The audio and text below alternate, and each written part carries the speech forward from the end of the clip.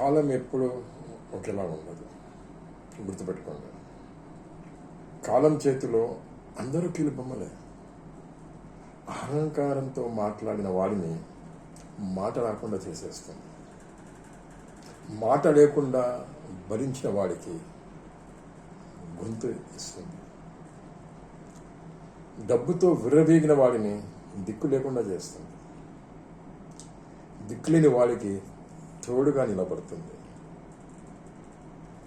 నమ్మించి మోసం చేసే వాడికి తగిన సమయంలో సమాధానం తప్పకుండా చెబుతుంది.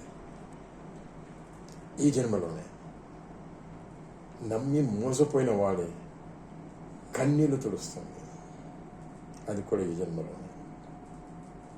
ఆలస్యం ఉండదు. కర్త, కర్మ, క్రియ అన్నీ వెంట వెంటనే జరిగిపోతుంటాయి. కాబట్టి ఒంటరిగా వదిలేసిన వాడిని ఒంటరిగా మిగిలేలా చేస్తుంది. ఒంటరిగా నడిచిన వాడిని సాటైని బలం ఇస్తుంది. కాలం చూస్తూనే ఉంటుంది, మర్చిపోదు ఎవరిని. రాజులా బతికిన వాడు రోడ్డున పడతాడు. రోడ్డున నడిచిన వాడు రాజులా లేస్తాడు రేపు. రోడ్డున పడినవాడు రాజులా ఉండేవాడు. See the difference. సో తొందరపడిన వాడు మధ్య ఆగిపోతాడు. ఓపికగా నడిచిన వాడు గమ్యం చేరుకుంటాడు. కాలమే న్యాయమూర్తి.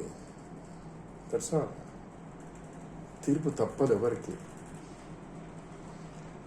జగన్నాటక సూత్రధారి మామూలుగా డిజైన్ చేశాడా?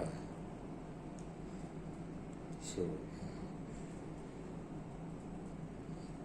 కొద్దిగా ఆలోచించండి. ఏమైనా చేసేది ఉంటే, ఎవరికి ఏమైనా చేయాలన్నా, లేకుంటే మంచి చేయాలన్నా, చెడ్డ చేయాలన్నా, పైన ఒకటి చూస్తున్నాడని కొద్దిగా భయం, భక్తి పెట్టుకోండి.